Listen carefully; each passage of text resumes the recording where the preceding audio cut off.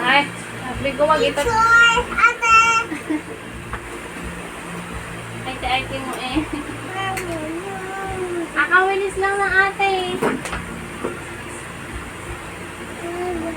Huwag mo ilagay yung ano ng apple mo, yung balat ng apple mo sa baba. Nagwawalis si ate.